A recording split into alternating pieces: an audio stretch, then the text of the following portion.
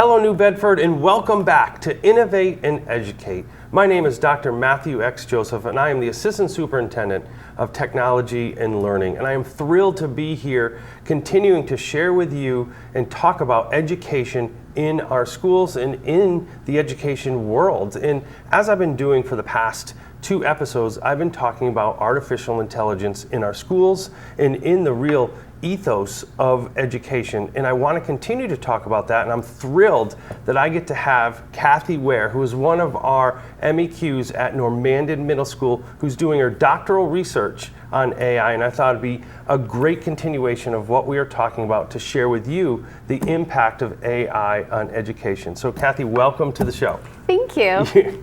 And now, you and I started about the same time, about 14 months ago. So for those who haven't had a chance to meet you, talk about your journey in education and how you end up at Normandin Middle School. Okay, so I started off working in education almost 20 years ago. First I started as a high school and middle school English teacher, and then after 6 years I knew I wanted to get into the library. So one of the things that I did was I shadowed several librarians, and they recommended, instead of going into just library media science, to go into ed tech, because that's the direction that the library programs are going.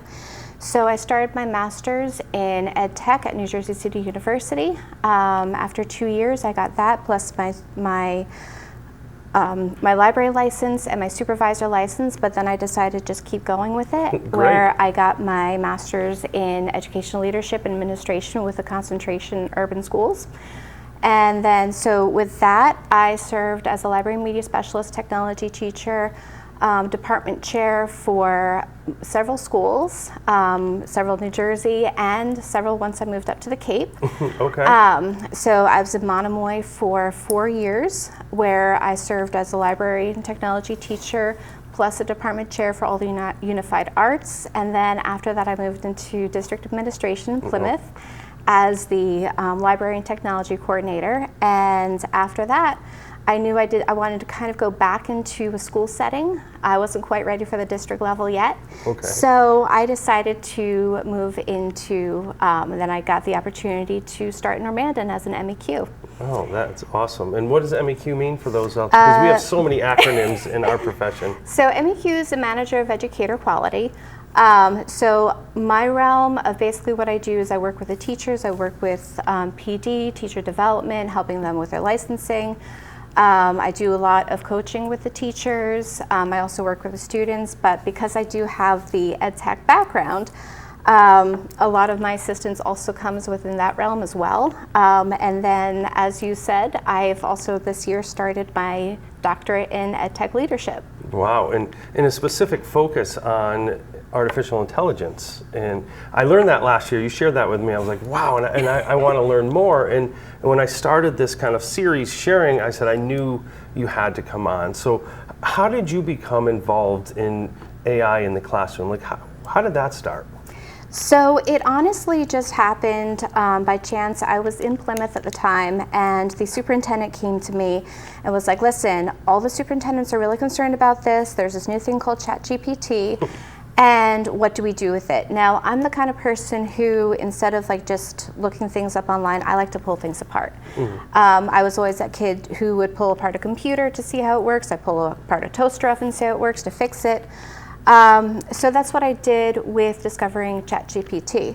So ChatGPT is actually a larger organization called OpenAI. So what I did was I reached out to the individuals from OpenAI to kind of learn how it's developed, understanding the programming behind it. A lot of it uses Python.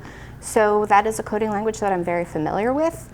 So I was able to kind of get a general idea of how it works, how it can be used, and what ways can schools not be afraid of using it.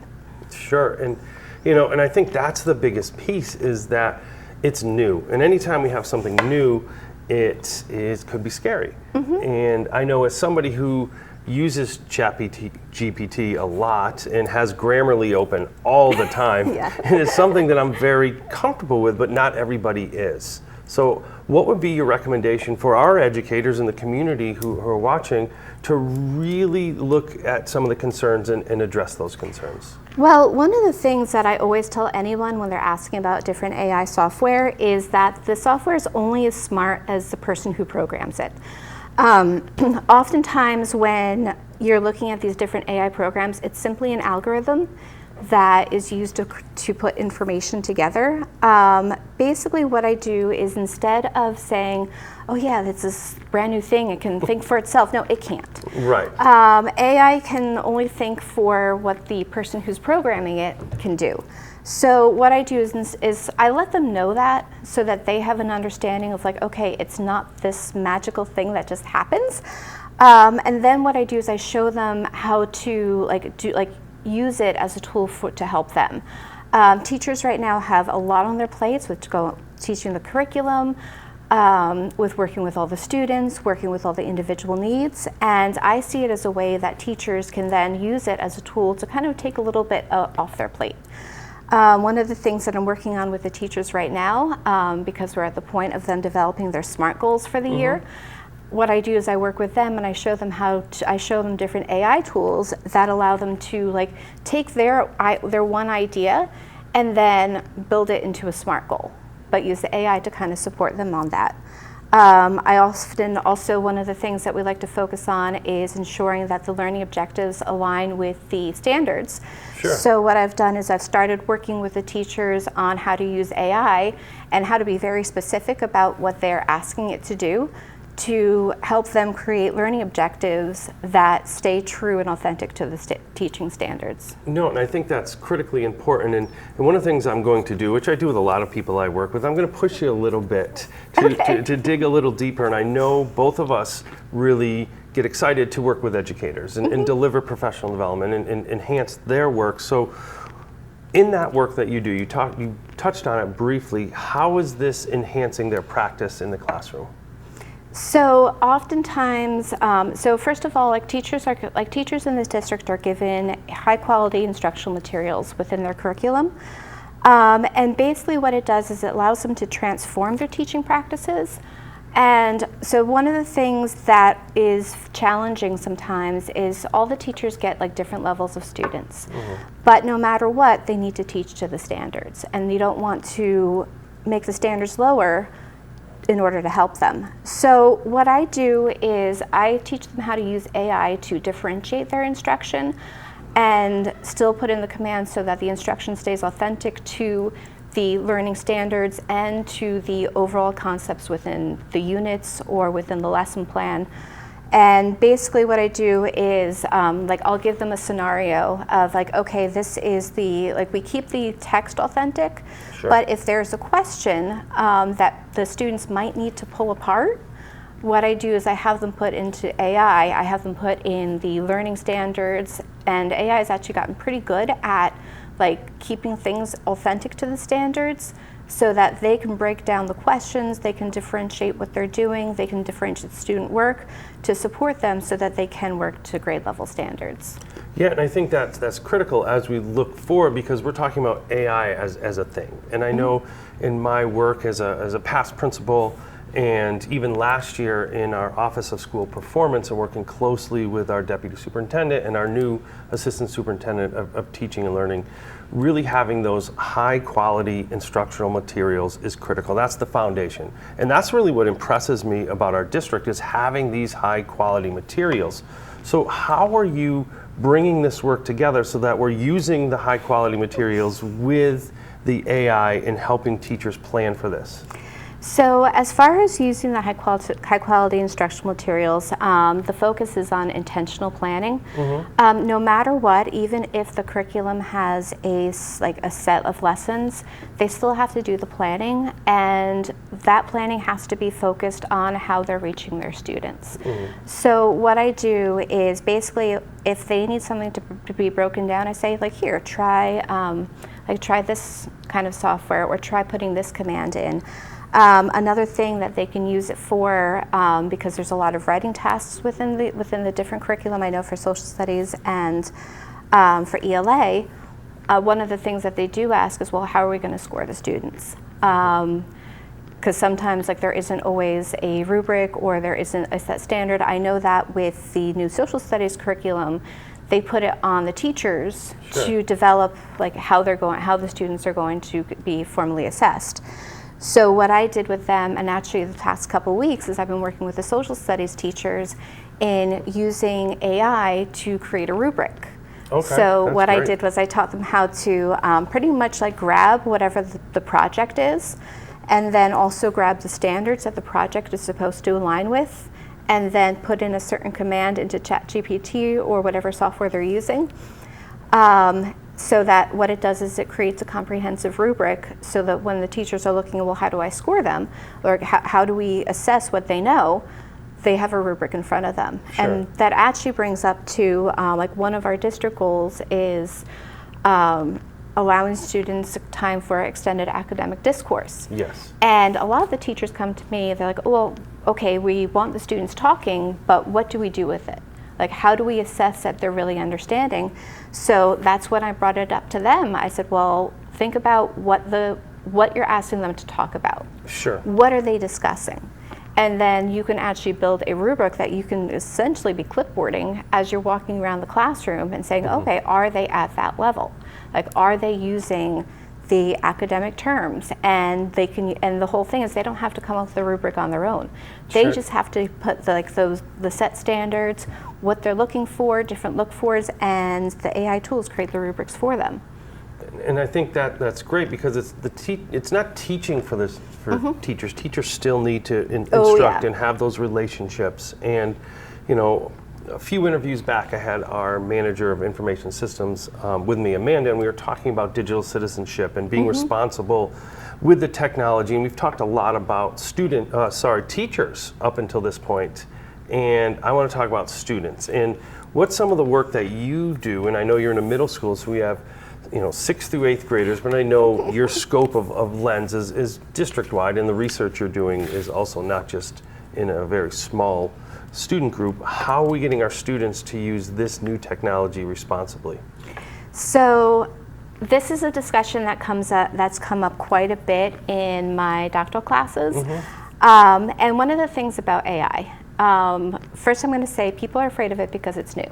But people were afraid of the internet when it was new. Yeah. They said, well, now we have the World Wide Web. Like, how do we know if resources are valid? How do we know if we're looking at the right thing? How do we know if it's not telling us lies? It's the same thing with AI. Like I said before, AI is only as smart as the person who programs it. There's chances that AI will be biased, depending on who's putting the information in, and for the students to be, first of all, for the students to be using AI as like the be-all, end-all, it's like them going onto Wikipedia and cutting and pasting onto a Google Doc. So the thing about AI is that it will sometimes say the incorrect thing in a very confident manner. So it makes so anyone who's looking at it might think, oh, well, this is correct. But then there's different things that you can do with the students. First of all, it's all about digital citizenship and understanding the work that you're seeing in front of you. So when I was in the library, I focused a lot of my work on teaching research and teaching research skills. No matter what, when you're teaching research skills, you have to look at the different sources that you have. Are they valid sources? Are they biased? Is a source actually something that is real? That's where I brought them into the Western Tree Octopus site, where they kind of learned, oh wait, like that's not a real thing, but it looks like a valid site. And AI is very much the same way. What I often like to do is when I'm working with students is I will actually bring up a prompt, and I will ask something like ChatGPT to even cite the sources. Oh, that's wonderful. But it's kind of fun because if you just put the general prompt into it, it won't really, it will give you a research project. However, if you actually check those sources, 9 times out of 10, those sources don't work. Okay. So it's honestly teaching them about digital citizenship and teaching the students that it's just a tool. It's not the be-all, end-all. It's not going to write your essays for you. Right. And I know like some of the teacher fears are that like, well, they're going to start copying from like the papers, or they're going to start copying from the AI.